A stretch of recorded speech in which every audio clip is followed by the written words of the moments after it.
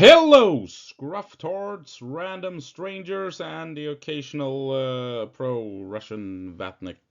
Yeah, whatever. Welcome to the War Zone. I'm Scruffy, and this is Scruffy Tales. And in this video, we will take a look at where Russia has been invaded. And obviously, we're gonna take a quick look at Kursk. Not much going on there, but I also want to highlight what's going on around Kharkiv, and that's where we're going to start off. And here we have the Blackbird Group's map. So here we have, up here we have Kursk, Kupiansk and Pokrovsk. And here we have the Kharkiv front. And we're going to take a look at something that apparently kicked off the other day, which I've completely missed. That's how up to date I am. But if we zoom in here, what's this? What's this? Another Ukrainian incursion into Russia towards this town of Suravlyovka. And it's not just Blackbird Group that are reporting on this. If we take a look at Andrew Perpetua's map, this is his update for the 24th. According to him, Ukraine has pushed in along this windbreak here. They're in these forests, and you can see how much firepower Russia has aimed at this incursion. And we potentially even have fighting inside the town itself. Let's see how far back. It's 23rd, 22nd. So, yeah, this is on the 15th. Of October. So this has been ongoing for quite some time. Yeah, it started on the 15th here. Boom.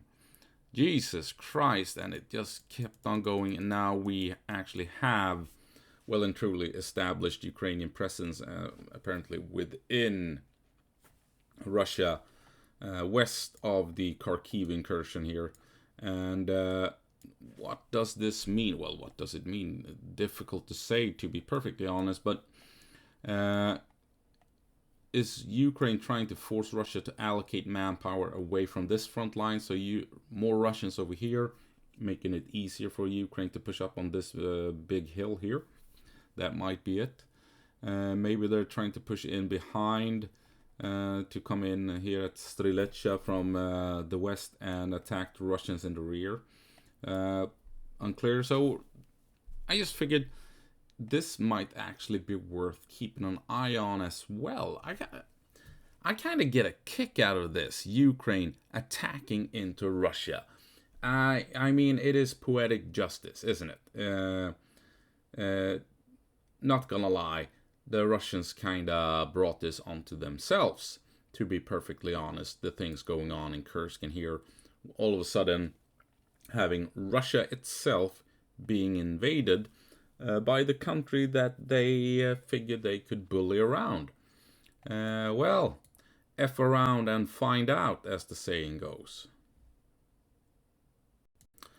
As for Kursk, not much to report on this morning as of yet. We'll see what happens during the day, obviously. The big thing being that Russian claims east of the river Snagost have been removed, and this is now completely in Ukrainian hands. Claims, nothing confirmed, and if you ask me, Russia has never ever crossed the river Snagost down here. Was it a month or two ago when they claimed they were as far as Sverdlikovo, and then that turned out to be bullshit. Then they made new claims that they were across here, and it appears as if, once again, that was all bullshit. Russia has never crossed the Snagost at any of these points here.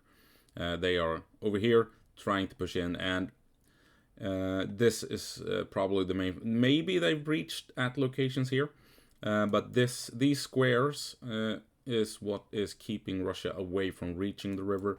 As you can see, wide open fields, some forests here, but these squares here, they're essentially a fort for Ukraine to hold, and holding the line here, denying Russia any chance of pushing up this way and crossing the river. We've heard reports of fighting in Tolstoy Lug, but I mean, that means Russia has to cross not only one river, but two waterways, right? So the river Snagos splits and goes up this way and this way. So, yeah, maybe some infantry might have tried to push across here, but as you can see, it's once you get across the first river here, and then you need to get over more waterways, and then it's not the best terrain to walk through either. If Ukrainians have defensive positions in the woods and you're trying to cross these wide open fields here. I do believe that Tolstoy Lug is well and truly in Ukrainian control.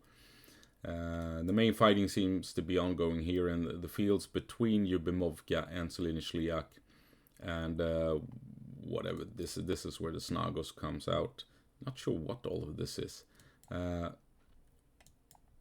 but it's this triangle here that we're seeing lots of fighting between Ukrainians and Russian forces. Not much going on over here either at Veseloye so far. The interesting thing being that the other day we had Ukrainian forces deploying troops up here. So clearly the territory down here seems to be disputed, and leaning towards Ukraine actually being in control of the territory here, since they were able to launch an assault across this field and land troops just south of the pig farm. And so that's basically it. And we also now begin to see reports that the North Koreans have finally arrived, and they are deployed here somewhere in Kursk. A bit unclear as to where. I'm not sure we know where they are, or if they have seen combat. I mean, there's rumors that they have seen combat, but I don't think it's official or confirmed that they are deployed to a specific section of the front line. We just know that they are somewhere in the area, and that they probably maybe have seen some combat. But well, I guess we're gonna have to wait and see. And I think this is where Russia will use them. I don't think Russia will use them on Ukrainian soil, because then it might be seen as North Korea taking an active part in the invasion of Ukraine. Now they're taking an active part in defending Russia, I guess, would be how you could interpret it, to avoid getting further international involvement in this conflict in support of Ukraine. So I think this is where we will see the North Koreans mainly, and that's a big enough problem as it is, because if you just push in 10,000 more troops out of nowhere, that can be consistently replaced as they take casualties with more and more troops, which North Korea certainly has the capability of doing. I mean, Russia could... I mean, just imagine 10,000 North Koreans showing up here. I mean, they're gonna push Ukraine out. And then this section is cleared. And then they can do the same over here. Send in another couple of thousands through here. And boom, you're down at Novoivanovka. And then you can push Ukraine back. So deploying 10,000 troops at this small area could have a significant impact on the Kursk incursion. And I think that is what the Russians are after. They want a quick boost of manpower to finish this debacle, so that they can claim victory on their own soil and focus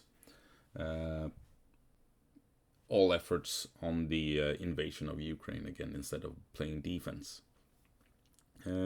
So yeah, we'll see if we get some confirmation during the weekend as to where the North Koreans have ended up and where they are fighting at the moment. If they are fighting, but it appears as if they are seeing combat and have been doing so for maybe a day or two. So yes, Russia effed around and appears to be finding out they are being invaded and have to play defense, this mighty super military juggernaut that thought they would take over Ukraine in 3 days to a week.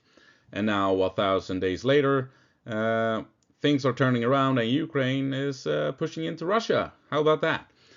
Anyway, that's gonna be the end of the video. I hope you found it interesting. I hope I'll see you in the next one. And as always, go på marsch, Ukraine, and give them hell.